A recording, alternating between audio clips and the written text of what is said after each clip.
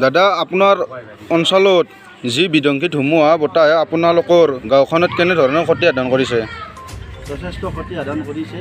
এই অঞ্চলত বহুতো ঘৰ দুৱাৰ উৰাই লৈ গৈছে আৰু একেবাৰে তাৰমানে টিং চিং চাৰিওফালে উৰাই নিছে, গছ বিৰিখ চাৰিওফালে উঘলি নিছে। চাৰিওফালে বিস্তৰ ক্ষতি সাধন আমাৰ গাঁওখনত, বিশেষকৈ আমাৰ গাঁওখনত চাৰিওফালে আপুনি যদি লক্ষ্য কৰে, আপুনি যদি চাই চাৰিওফালে তাৰমানে ভাঙা টিং, ভাঙা বেৰ, ভাঙা মানে চব দেখিবলৈ পাব, তাত বেলেগ বেলেগ একো নাই। আজিৰ এই ধুমুহাই আমাৰ গাঁওখনত বিশেষকৈ বহুত বেছি ক্ষতি সাধন কৰিছে। আপোনাৰ কিবা ক্ষতি হৈছে নেকি? যথেষ্ট ক্ষতি হৈছে। মোৰো বেৰা ঘৰ চাৰিওফালে মানে ভাঙি গৈছে। আপুনি এইবিলাক দেখুৱাই আছে, আপুনি দেখা পাইছে, এইবিলাক চব দেখুৱাব পাৰিব। একেবাৰে বেয়াকৈ ক্ষতি সাধন হৈছে।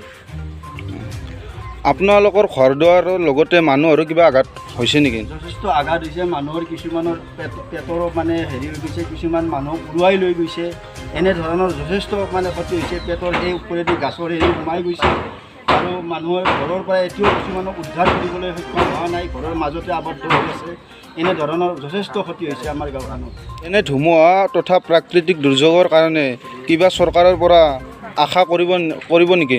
চৰকাৰৰ পৰা নিশ্চিতভাৱে যদি চৰকাৰে আমাৰ দৰে এই গাঁওখনত দৰিদ্ৰ গাঁও, এই গাঁওখনৰ অতি দুখীয়া আমাৰ মানে থাকিবলৈ ভালদৰে ঘৰ নাই, যদি চৰকাৰে নিশ্চিতভাৱে এনেধৰণে আমাক চৰকাৰৰ কিবা সাহাৰ্য আছে, চৰকাৰৰ কিবা অসুবিধা আছে, চৰকাৰৰ সুবিধা আছে, এই সুবিধাবোৰ আমাৰ ফালে ঠেলি দিলে আমি নথৈ আনন্দিত হ'ম। কাৰণ আমাৰ এতিয়া থাকিবলৈ উপায় নাই। ঘৰ দুৱাৰ মানে প্ৰাকৃতিক দুৰ্যোগ তথা এই বিধ্বংসী ধুমুহাই উৰুৱাই লৈ গৈছে।